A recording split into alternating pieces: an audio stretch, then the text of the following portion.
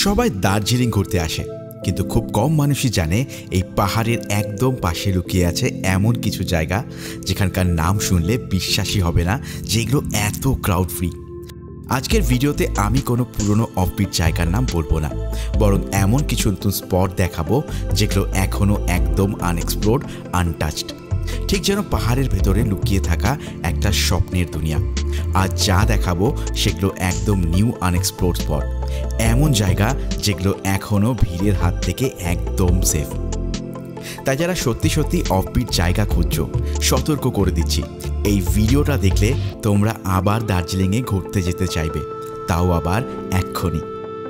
আজ আমি তোমাদের দেখাবো দার্জিলিংয়ের একদম পাশে থাকা 5টা নতুন অফবিট জায়গা, যেখানে পৌঁছে মনে হবে এই জায়গাতে আগে কেন আসিনি।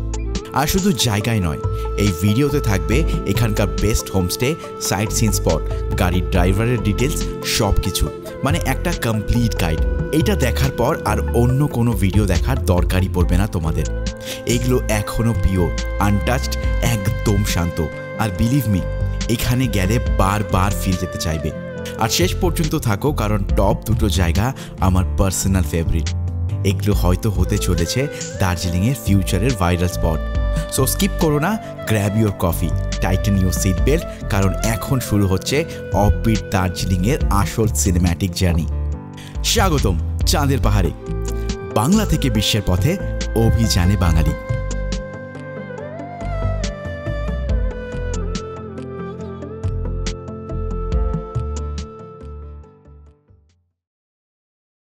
গুম্বাডারা দার্জিলিং থেকে মাত্র 27 কিলোমিটার দূরে লুকিয়ে আছে এক শান্ত অফবিট গ্রাম, গুম্বাডারা তিনচুলে।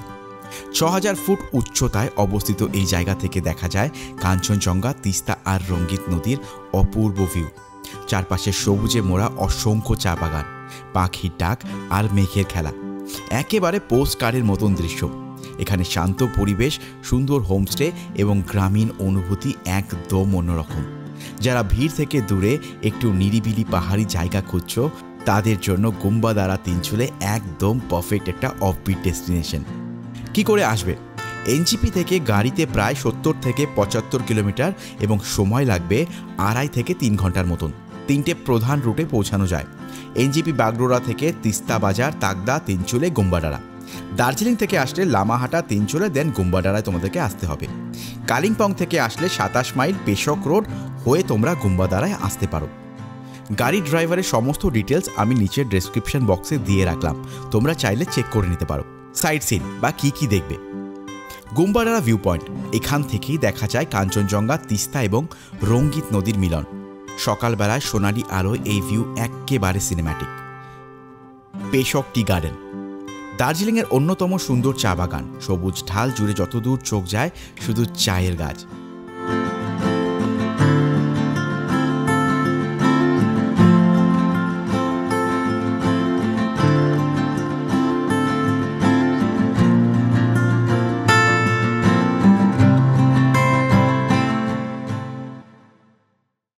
লামাহাটা ইকো পার্ক, তিনচুলে থেকে মাত্র 20 মিনিট দূরে এখানে আছে পাইন ফরেস্ট, সঙ্গে কাঞ্চনজঙ্ঘার ভিউ আর একটা চমৎকার লাভার্স পয়েন্ট। এটাই লামাহাটা ইকো পার্ক।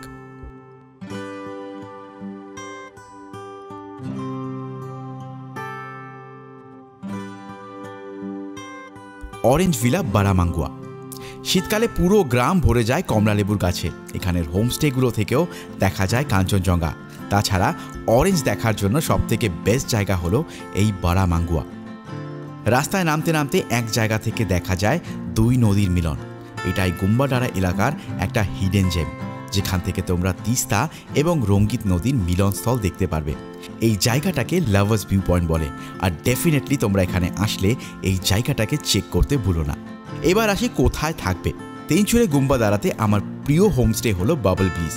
এখানে থাকবে ইউনিক ডোম স্টাইল কটেজ, যেখানে ঘুমের সঙ্গে সকালে চা বাগান এবং কাঞ্চনজঙ্ঘার মনোময় দৃশ্য। চারপাশে সবুজ এবং পাহাড়ের হাওয়া তোমাদের মনকে সম্পূর্ণ রিল্যাক্স করবে। আর খাবারের কথা, সুস্বাদু খাবার এবং অতিথিয়তার দিকে একদম টপ নচ। সব মিলিয়ে মাথা পিছু মাত্র 1300 টাকায় জনপ্রতি কিন্তু তোমরা পেয়ে যাবে এখানে হোমস্টে। তো আমি এখন চলে এসেছি বাবল ব্লিসে, আর এটা হচ্ছে কিন্তু তিনচুলেতে অবস্থিত। আর গুম্বাডারা যে ভিউ পয়েন্টটা, সেই ভিউ পয়েন্টের একদম সেই গুম্বাডারা ভিউ পয়েন্টেই কিন্তু এটা অবস্থিত। এবং এখানে তোমরা পেয়ে যাবে চারটি এরকম ধরনের ডোম, যেটা তোমাদেরকে আমি অলরেডি দেখিয়েছি। ভাবতে পারছো, এখন এই ধরনের ডোম কিন্তু নর্থ বেঙ্গলে অ্যাভেলেবেল। তাই তোমরা যদি এখানে আসতে চাও তাহলে আর দেরি করলে হবে না, এক্ষুনি চলে আসতে হবে। এছাড়াও এখানে প্রচুর হোমস্টে আছে, তাই তোমরা নিজেদের কনভিনিয়েন্স অনুযায়ী হোমস্টেকে সিলেক্ট করে নিও।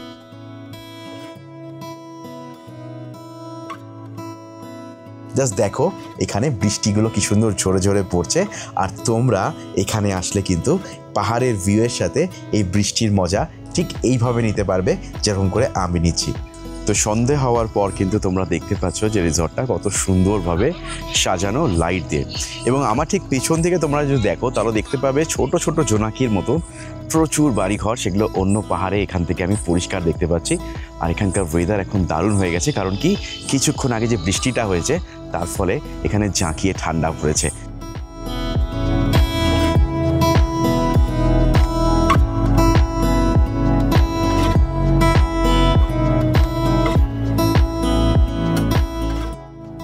যারা সত্যি অফবিট পাহাড়ি গ্রাম খুঁজছো, গুম্বাদারা তিনচুলে একবার ঘুরে দেখলেই বারবার ফিরে আসতে চাইবে। সো পরের ট্রিপের জন্য এই গ্রামটাকে সেভ করে রাখো, ক্যামেরা রেডি রাখো আর নেচারের সঙ্গে একদম ক্লোজ আপ এক্সপিরিয়েন্স নাও। তাবাকুশি পাহাড়ের কোলের লুকোনো এক স্বপ্নের জায়গা তাবাকুশি। এখানে এসে মনে হবে সময় থেমে গেছে। চারপাশে ছড়ানো সবুজ চা বাগানের চাদর, পাশ দিয়ে বয়ে চলছে নদী, আর পাহাড়ের শীর্ষ থেকে বয়ে আসা হাওয়ার কোমল স্পর্শ। প্রতিটা মুহূর্ত যেন তোমাদের মনকে একদম রিল্যাক্সড করে দেবে। শহরের ভিড় কোলাহল থেকে দূরে এখানে থাকবে শুধু প্রকৃতি, শান্তি আর এক্সক্লুসিভ অভিজ্ঞতা। তোমরা চাইলে বসে থাকতে পারো নদীর ধারে আর একেবারে ফ্রেশ হওয়ার সুযোগ নিতে পারো এইখানে এসে। তাবাকুশির প্রতিটা মুহূর্ত যেন একটা ছবির মতন।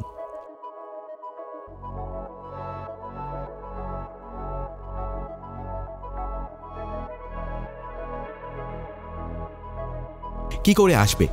এনজিপি থেকে তাবাকুশির ডিস্টেন্স ৭১ কিলোমিটার, যেতে সময় লাগবে ৩ ঘন্টার মতন। এবার রুটটা একটু বলে দিই তোমাদের। এনজিপি থেকে শিলিগুড়ি মিরিক হয়ে তোমরা কিন্তু তাবাকুশিতে পৌঁছাতে পারো। দার্জিলিং থেকেও তাবাকুশি পৌঁছানো যায়, ডিস্টেন্স সেক্ষেত্রে ৩৫ কিলোমিটার, সময় লাগতে পারে ১ থেকে ১.৫ ঘন্টার মতন। আর সেই ক্ষেত্রে রুট হবে দার্জিলিং ঘুম, সুখিয়াপোখরি হয়ে তাবাকুশি। এবার বলি কালিম্পং থেকে কেউ আসলে কি করে আসবে। কালিম্পং থেকে ডিস্টেন্স ৫০ কিলোমিটারের মতন, আসতে সময় লাগতে পারে ২.৫ থেকে ৩ ঘন্টার মতন। আর এবার রুটটা একটু জেনে নাও। কালিম্পং থেকে ঋষি রোড হয়ে দামদিম হয়ে তাবাকুশি কিন্তু পৌঁছানো যায়। এখানকার প্রতিটা হোমস্টে বা কটেজ থেকেই সরাসরি দেখা যায় নদীর সরল জল এবং চারপাশে সবুজ চা বাগানের চাদর, হাওয়ার স্পর্শ এবং পাহাড়ের মনোরম ভিউ। শহরের ভিড় থেকে দূরে এখানে থাকবে শুধু শান্তি, প্রকৃতি আর এক্সক্লুসিভ অভিজ্ঞতা। কোথায় থাকবে? সানগাওয়া রিসর্ট হলো তাবাকুশিতে থাকার আমার সব থেকে বেস্ট অপশন। এখানে থাকবে duplex villa style European style cottage, যা এত লাক্সারি যা নর্থ বেঙ্গলতে অ্যাটলিস্ট আমি কখনো দেখিনি। তো তোমরা দেখতে পাচ্ছ আমার পিছনেই কিন্তু সানগাওয়ার যে রিসর্টটা, সেই রিসর্টের সামনে আমি চলে এসেছি। তো এটা হচ্ছে কিন্তু রিসর্টের যে এন্ট্রান্স সেটা, এবং এখান থেকে কিন্তু তোমরা যদি গাড়ি নিয়ে আসো তাহলে দেখতে পাচ্ছ এই যে জায়গাটা, এখানে কিন্তু তোমরা কার পার্ক করতে পারবে। এখানে পার্কিংয়ের জন্য জায়গা আছে। তারপরে উপরে কিছুটা কনস্ট্রাকশনের কাজ চলছে, কারণ কি ইন ফিউচারে এনাদের প্ল্যান আছে যে এই জায়গাটাকে আরও বড় করার। তো এটা এখনও ইন প্রসেস চলছে এখনও। এবং এরপর থেকে কিন্তু গাড়ির ভেতরে প্রবেশ করে না, বাইক যেতে পারে কিন্তু কোনো 4 চাকা এখান থেকে যায় না, 4 চাকা এখানেই রেখে যেতে হয় আমাদেরকে। এই যে দেখতে পাচ্ছ এটা কিন্তু ডুপ্লেক্স। তো এখানে তোমরা দেখতে পাচ্ছ 4টে পর ডুপ্লেক্স তোমরা দেখতে পেয়ে যাবে। এখান থেকে এই লাইনে 4টে ডুপ্লেক্স তোমরা পেয়ে যাবে, এবং এই ডুপ্লেক্সগুলো কিন্তু ইউরোপিয়ান স্টাইলে বানানো। তো এটা হচ্ছে আমার রুম যেখানে আমি আছি। তো দেখতেই পাচ্ছ স্টার্টিংয়ে যেটা দেখতে পাচ্ছ এটা কিন্তু হচ্ছে নিচের রুমটা। এটা একটা ডুপ্লেক্স, আমি আগেই বলেছি তোমাদেরকে।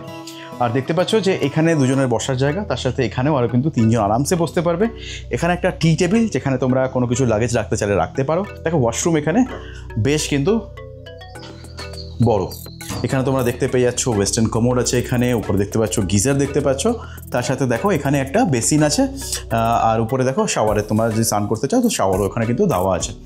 তো ওপরে ফ্লোরে কিছুটা আসলেই কিন্তু তোমরা দেখতে পাবে এখানে দুখানা জানলা আরও দেওয়া আছে। যেখান থেকে তোমরা বাইরের ভিউগুলো কিন্তু দেখতে পারবে। বেশ লাক্সারিয়াস হবে জিনিসপত্র সাজানো, কারণ এখানে একটা ডাবল বেড প্রথমেই তোমরা চোখে পাচ্ছ দেখতে, তার সাথে দেখতে পাচ্ছ আমার ঠিক সামনের দিকে আরও একটা বেড, মানে 3 জন যদি এখানে আসে বা ধরো হাজব্যান্ড ওয়াইফ এবং বেবি যদি এখানে আসে তাহলে কিন্তু অনায়াসে কিন্তু থাকতে পারবে, অথবা 3 বন্ধুরাও আসলে কিন্তু এখানে অনায়াসেই থাকতে পারবে, কোনো প্রবলেম নেই।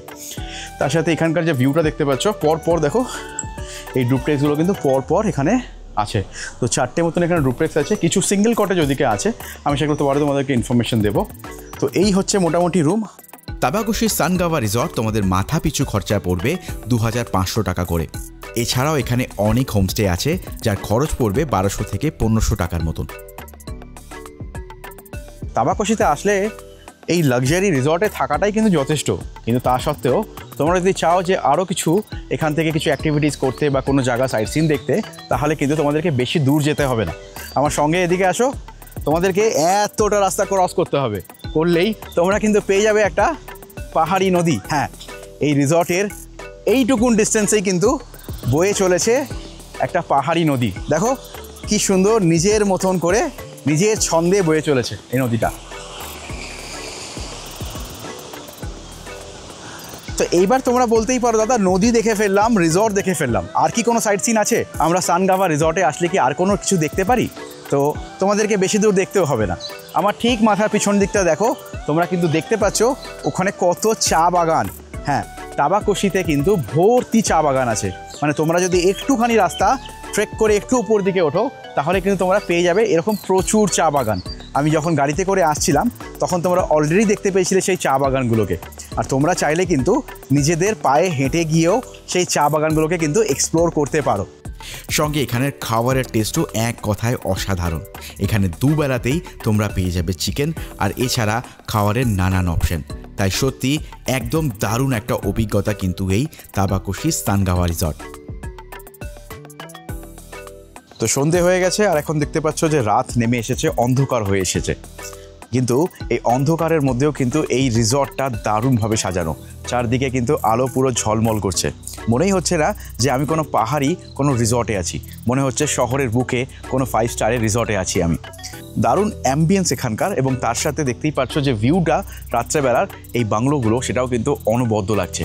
তো ডেফিনেটলি রাত্রেবেলাও কিন্তু এখানে এই জায়গাটাকে চেক করতে তোমরা ভুলো না। তাবাকোশি এমন একটা জায়গা যে জায়গায় পাহাড়, নদী, চা বাগান তোমাদের মনকে রিল্যাক্স করিয়ে দেবে। প্রকৃতির সবুজে ঘেরা শান্তি এবং সৌন্দর্যের আরও একটা নাম হলো এই তাবাকোশি। একবার এলে বারবার ফিরে আসতে ইচ্ছে করবে। তাই এবার যদি আবার উত্তরবঙ্গ প্ল্যান করো তাহলে এই অফবিট জায়গাটার নাম কিন্তু ভুলো না। আমার বিশ্বাস তোমাদের দারুণ লাগবে। দাওয়াই পানি ছোট্ট একটা পাহাড়ি গ্রাম যা প্রকৃতির কোলে লুকিয়ে আছে। এখান থেকে সরাসরি দেখা যায় কাঞ্চনজঙ্ঘা, আর চারপাশের সবুজ চা বাগান, পাহাড়ের ভিউ একসাথে মিলে তৈরি করে এক স্বপ্নের অভিজ্ঞতা। সকালের কুয়াশা, সন্ধ্যার সূর্যাস্ত, দাওয়াই পানিতে সবটাই একদম ম্যাজিক।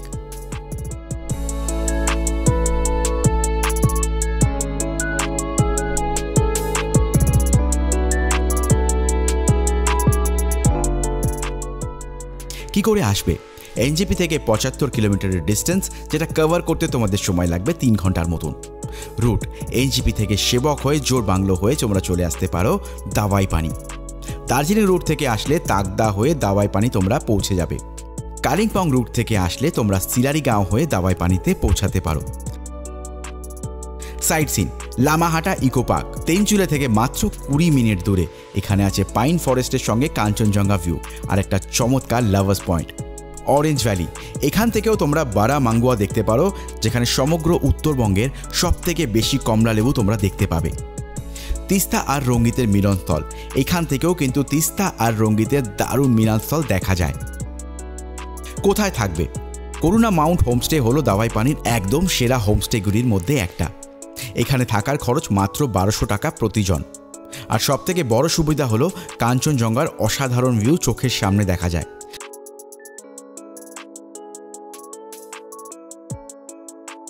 তো এই যে হোমস্টেটা যেটাতে আমি আছি সেটা কিন্তু লোয়ার দাওয়াই পানিতে অবস্থিত।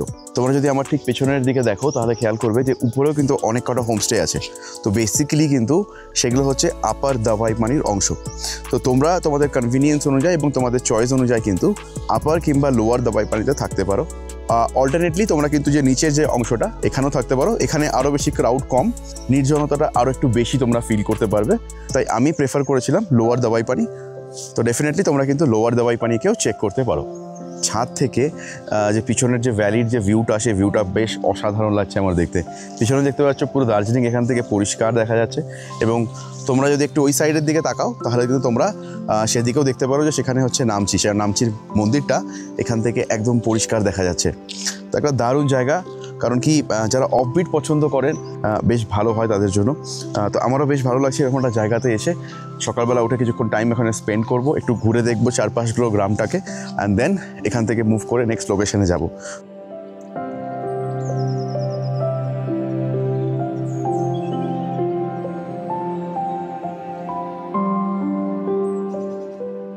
সবুজ পাহাড়, শীতল বাতাস আর কাঞ্চনজঙ্ঘার অপূর্ব ভিউ, সব কিছু সত্যি চোখে দেখার মতন। যদি তুমি প্রকৃতি, শান্তি এবং অফবিট জায়গা খুঁজে থাকো তাহলে দাবাই পানি তোমাদের লিস্টে ডেফিনেটলি থাকা উচিত। এবার আসি দার্জিলিংয়ের আমার মোস্ট ফেভারিট টপ 2 অফবিট প্লেসের কথায়, মাঝিদুরা। তোমরা কি কোনোদিনও শুনেছ উত্তরবঙ্গের মিনি পেহেলগামের কথা? এমন একটা জায়গা যা দেখলেই মনে হবে কাশ্মীরের কোনো পাহাড়ি গ্রাম, কিন্তু এটা পেহেলগাঁও নয়, এটা নর্থ বেঙ্গলের বুকেই একটা হিডেন জেম। যেন ছবির ফ্রেম ভেঙে বেরিয়ে এসেছে একটা আসল স্বর্গ। এখানে নেই কোনো শহরের কোলাহল, কোনো ট্রাফিক, কোনো ফোনের নোটিফিকেশন। আছে শুধু ঝিরঝিরি হাওয়া আর পাখির ডাক। এটা কোনো ফিল্মের লোকেশন না, না কাশ্মীর না সিকিম। এটা আমাদের ওয়েস্ট বেঙ্গলের বুকেই লুকিয়ে থাকা একটা স্বপ্নপুরী। এখনও গ্রামটা নিজের ছন্দে বেঁচে আছে, ঠিক যেমন ছিল বছর 20 আগে। কি করে আসবে? এনজিপি থেকে মাঝিদুরার ডিস্টেন্স 78 কিলোমিটার, যেতে সময় লাগবে 3 ঘন্টার মতন। এনজিপি থেকে আসতে হলে তোমাদেরকে এনজিপি, সেবক হয়ে সুখিয়াপুকুরি হয়ে মাঝিদুরা আসতে হবে। দার্জিলিং থেকে আসলে দার্জিলিং ঘুম, সুখিয়াপুকুরি হয়ে মাঝিদুরা তোমরা পৌঁছাতে পারো। কালিম্পং থেকে আসলে আলগারা হয়ে সুখিয়াপুকুরি হয়ে তোমরা মাঝিদুরা পৌঁছাতে পারো। এবার আসি সাইট সিনের কথায়। মাঝিদুরা এলাকায় এখানকার মেইন আকর্ষণ হলো এই মিনি পেহেলগাম ভ্যালি। সাম্প্রতিক সময় এই জায়গাটা খুবই জনপ্রিয় হয়ে উঠেছে সোশ্যাল মিডিয়ায়, তাই আমি এই জায়গাটাকে একদম মাস্ট রেকমেন্ডেড করব তোমাদের জন্য। যদি এই লোকেশনটার দিকে তাকাও, অনেকে বলতে পারবে যে এই জায়গাটা দেখতে অনেকটা কাশ্মীরের কয়েকটা ভ্যালির মতন, চারদিকে পাইন আর মাঝখানে এই সুন্দর একটা ভ্যালি। কেমন লাগছে আমাকে জানাও। এই জায়গাটা কিন্তু মাঝিদুরাতে অবস্থিত। এই একটা ভ্যালির জন্যই কিন্তু আমি এত দূর থেকে মাঝিদুরা দেখতে এসেছিলাম। আমি যখন মাঝিদুরার খোঁজ পাই তখন এই ব্যাপারটাতেই আমাকে সব থেকে বেশি আকৃষ্ট করেছিল কিন্তু এই মাঝিদুরা। তোমরা এখানকার যদি ভিউটা দেখো, এখানে না ব্রেথ টেকিং কিছু ভিউ তোমরা দেখতে পাবে, অসাধারণ। আর একদম হেঁটেই কিন্তু এই যে স্পটটা তোমরা দেখতে পাবে মাঝিদুরা থেকে। আমি যে হোমস্টেতে এসেছিলাম সেই হোমস্টে থেকে কিন্তু মাত্র 5 মিনিটের হাঁটা পথ কিন্তু এই জায়গাটা। এবং এইখানে কিন্তু সত্যি কথা বলতে গেলে ঘন্টার পর ঘন্টা সময় কাটালেও কিন্তু কম পড়বে। জাস্ট দেখো এখানকার প্রকৃতিকে, কি সুন্দর। এইখানে মোটামুটি তোমরা একটা বেলা নিয়ে এসো, কারণ কি এই জায়গাতে এত সুন্দর সুন্দর এলিমেন্ট আছে আর এত সুন্দর ফটোজেনিক একটা জায়গা যেখানে কিন্তু তোমাদের অনেকক্ষণ থাকতে ইচ্ছে করবে। লেপচা জগৎ মাঝিদুরা থেকে খুবই কাছে লেপচা জগতের অবস্থান। তাই যারা লেপচা জগৎ এখনও যাওনি অথবা লেপচা জগতে কিছুটা সময় কাটাতে চাইছো, তারা লেপচা জগৎ থেকেও এই মাঝিদুরা থেকে ঘুরে আসতে পারো।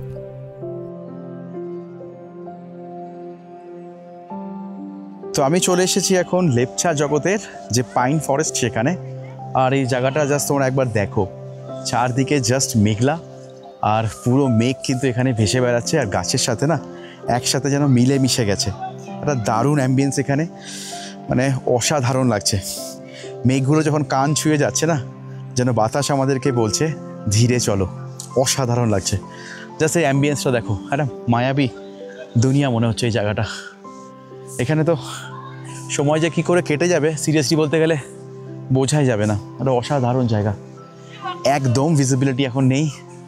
1 হাত 2 হাত দূরে কি আছে টু বি অনেস্ট খুব বেশি বোঝা যাবে না। এতটাই মেঘ, এতটাই ক্লাউডি হয়ে আছে, দারুণ লাগছে। আর এই ক্লাউডটাই হয়তো এই জায়গাটার সৌন্দর্যকে আরও বাড়িয়ে তুলেছে। তো তোমরা যদি লেপচা জগতে আসো অথবা মাঝিদুরা থেকে যদি সাইট সিনের জন্য লেপচা জগতে আসো, তাহলে কিন্তু এই পাইন ফরেস্ট যেটা আছে সেটা কিন্তু ভুলেও মিস করো না। এটা কিন্তু একটা মাস্ট ভিজিট প্লেস। আমি বলবো ডেফিনেটলি এটাকে ভিজিট করো আর কিছুক্ষণ সময় হাতে নিয়ে আসো। Jorpokhri view point. Jorpokhri view point হলো এখানকার আরও একটি আকর্ষণ। এখানে আসলে একটু সময় নিয়ে আসা উচিত, কারণ জায়গাটা বেশ বড়। কারণ পাহাড়ের মনোরম ভিউ আর চারদিকের প্রকৃতি একবারে মন কেড়ে নেবে তোমাদের এখানে। মনেস্ট্রি। মাঝিদুরাতে একটা ছোট্ট মনেস্ট্রিও আছে এবং আমি বলবো এই মনেস্ট্রিটাতে ডেফিনেটলি যাও আর কিছুটা সময় কাটিয়ে আসো, দারুণ লাগবে তোমাদের।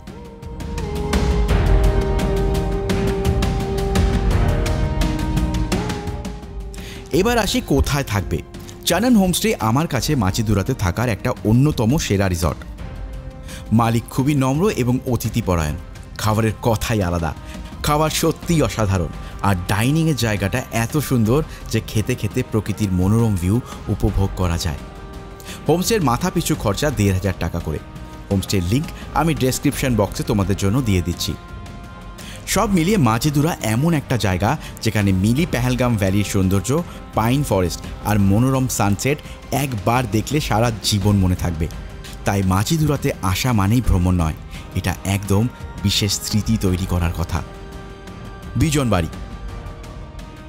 বিজনবাড়ি হলো দার্জিলিংয়ের একটি শান্ত পাহাড়ি গ্রাম যা এখনও তুলনামূলকভাবে আনএক্সপ্লোর্ড। পাহাড়ের কোলে লুকোনো এই গ্রামে ঘুরে দেখলে চোখে পড়বে অসাধারণ সবুজ চা বাগান, নদী আর পাহাড়ি ঝর্ণার মধুর শব্দ। এখানে সময় যেন ধীর গতিতে চলে, বাতাসে মিশে আছে তাজা পাহাড়ি সুগন্ধ।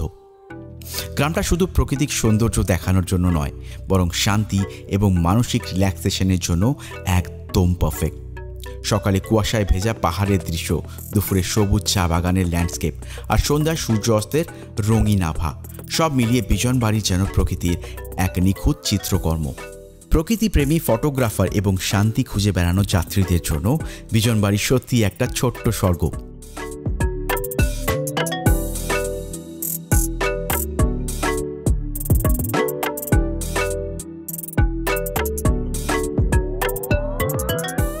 এবার আসি কি করে যাবেন। অ্যাপ্রক্সিমেটলি ৯৫ কিলোমিটার, যেতে সময় লাগবে ৩ ঘন্টা থেকে ৩.৫ ঘন্টার মতন। এনজেপি থেকে আসলে সেবক হয়ে, জোরবাংলো হয়ে, পালবাজার হয়ে বিজনবাড়ি তোমরা আসতে পারো। দার্জিলিং রুটে গেলে তোমরা পালবাজার হয়ে বিজনবাড়ি আসতে পারো। কালিম্পং থেকে আসলে রঙ্গো থেকে তোমরা বিজনবাড়ি আসতে পারো। এবার আসি সাইট সিনের কথায়। রঙ্গিত নদী। বিজনবাড়ি আর রঙ্গিত নদী যেন একে অপরের জন্যই তৈরি। পাহাড়ি গ্রাম বিজনবাড়ির বুকের মাঝ দিয়ে বয়ে চলা রঙ্গিত নদী এখানকার সৌন্দর্যকে আরও বাড়িয়ে দেয়। নদীর শান্ত জল, পার্শ্ববর্তী সবুজ পাহাড় আর ছোট ঝর্ণা আর হালকা কুয়াশার ছোঁয়া একসাথে মিলে একদম সিনেম্যাটিক এবং মনোমুগ্ধকর একটা দৃশ্য তৈরি করে। বিজনবাড়ির পাহাড়ের বাতাস এবং নদী মিলিয়ে প্রকৃতির এক নিখুঁত সিম্ফনি তৈরি করে, যা প্রকৃতিপ্রেমী যে কোনো ভ্রমণকারীকে মুগ্ধ করে। হেমা ফলস। হেমা ফলস হলো দার্জিলিং জেলায় বিজনবাড়ির আশেপাশের একটা অপরূপ জলপ্রপাত। পাহাড়ি ঝর্ণা হিসাবে এটা পাহাড়ের সবুজ বন এবং ছোট্ট নদীর সঙ্গে মিলিয়ে এক মনোমুগ্ধকর এবং শান্ত পরিবেশ তৈরি করে। তো বিজনবাড়িতে যাওয়ার পথেই কিন্তু তোমরা পেয়ে যাবে হেমা ফলস, এবং এই ফলসটা কিন্তু এক কথায় অসাধারণ দেখতে। জাস্ট দেখো এই ফলসটা, বর্ষাকালে তো এখন অনেকটা উপর থেকে জল পড়ছে আর এখন বেশ জল এখানে, মানে ব্যাপক লাগছে, মানে দারুণ লাগছে, এক কথায় অসাধারণ। জাস্ট দেখো ফলসটাকে, কি সুন্দর লাগছে। হালকা হালকা বৃষ্টি হচ্ছে, তার সাথে এরকম ফলস আর চারদিকের জাস্ট এই নাজারাটা একবার দেখো, মানে অসাধারণ। চুংথাং। তো এখন আমি চলে এসেছি চুংথুং যে ভিউ পয়েন্টটা, সেই ভিউ পয়েন্টের একদম সামনে। আর আমার হাতের যদি এই দিকটা তোমরা একবার দেখো, তাহলে জায়গাটা জাস্ট অনবদ্য লাগছে। রাস্তায় যখনই আমি এখান থেকে যাচ্ছিলাম, আমি দাদাকে দেখেই বললাম প্লিজ এখানে একবার দাঁড় করাও, আর দাদা আমাকে দাঁড় করালো। আর জাস্ট এখান থেকে একবার ভিউটা দেখো, কি অনবদ্য আর কি অসাধারণ লাগছে। জাস্ট পেছনের পাহাড়গুলোকে একবার দেখো, দূরে তুলোর মতন মেঘগুলো পাহাড়ের উপর দিয়ে ভেসে বেড়াচ্ছে, আর কি অনবদ্য ভিউ এখানে, অসাধারণ লাগছে। তো কিছুটা সময় কিন্তু তোমাদেরকে এই জায়গাতে এসে স্পেন্ড করতেই হবে, আর আমিও সেরকম কিছুটা সময় এখানে স্পেন্ড করছি। আর তারপরে আমি বেরিয়ে পড়বো পরের লোকেশনের জন্য। তো চলো জায়গাটাকে একবার দেখো তোমরা, আর জায়গাটাকে তোমরাও ফিল করো। বিজনবাড়ির মধ্যে আমার সবথেকে ফেভারিট হোমস্টে হলো railing Rangit farmstay and homestay. এটা পুরোপুরি জঙ্গলের মাঝে অবস্থিত এবং ঠিক এর পাশ দিয়েই রঙ্গিত নদী বয়ে চলেছে, যা দেখলেই মন ভরে যায়। মূল আকর্ষণ হলো এই অভিজ্ঞতা পেতে মাত্র খরচ ১,৫০০ টাকা জনপ্রতি। তাই এটা সত্যিই একটা মাস্ট কনসিডার রিসর্ট। আরও ভালো খবর, বিজনবাড়ির আশেপাশে অনেক কটা অফবিট হোমস্টেও তোমরা পেয়ে যাবে, তাই তোমরা নিজেদের সুবিধা অনুযায়ী বেছে নিতে পারো। তো এই যে রিসর্টটা কিন্তু বেশ একটা রিজনেবল প্রাইসে আমি পেয়েছি। এখন এটার প্রাইস চলছে হচ্ছে ১৫০০ টাকা করে। এরকম তোমরা যদি রিভার সাইড কটেজে থাকো তার জন্য। এছাড়াও এনাদের কাছে কিন্তু অনেক কটা অপশানস আছে, যে অপশানসগুলো আমি তোমাদেরকে দেখিয়ে দেবো। এবং এখানে কিন্তু অনেক কটা এরকম ছোটো ছোটো কটেজ আছে, তো তোমরা কিন্তু সেটাগুলোকেও চেক করতে পারো। কিন্তু আমি পার্সোনালি প্রেফার করেছি, যখন আমি এখানে এসেছি তাই আমি রিভার সাইডেই থাকবো, কারণ এটাই সবথেকে বেস্ট। কারণ এই যে এই নদীটাই এখানকার মেন আকর্ষণ, বিশেষ করে বর্ষাকালে। তাই তোমরা যখন এখানে আসবে চেষ্টা করবে এই রুমটাই নেওয়ার, বা এই ধরনের কোনো রুম যেগুলো কিনা নদীটাকে ফেস করে আছে, তাহলে তোমাদের দারুণ লাগবে। আর এই যে কটেজের কিন্তু এদিকটা পুরোটাই জঙ্গল।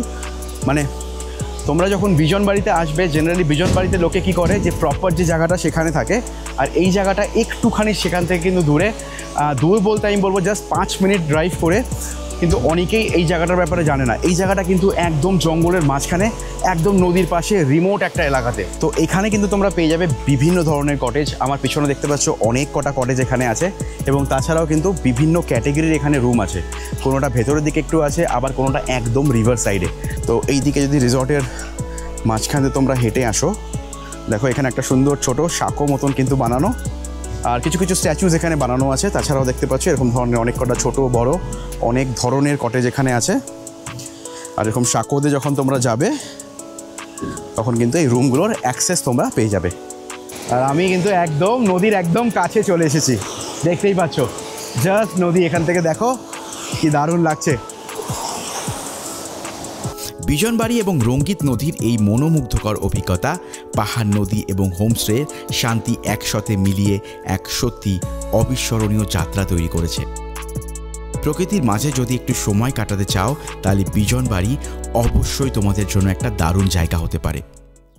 তো এই ছিল আমার টপ 5 অফবিট লোকেশন 2025-এ, যা তোমাদের এক্ষুনি গিয়ে দেখে আসা উচিত। তো আজকের এপিসোডটা আমি এখানেই শেষ করছি।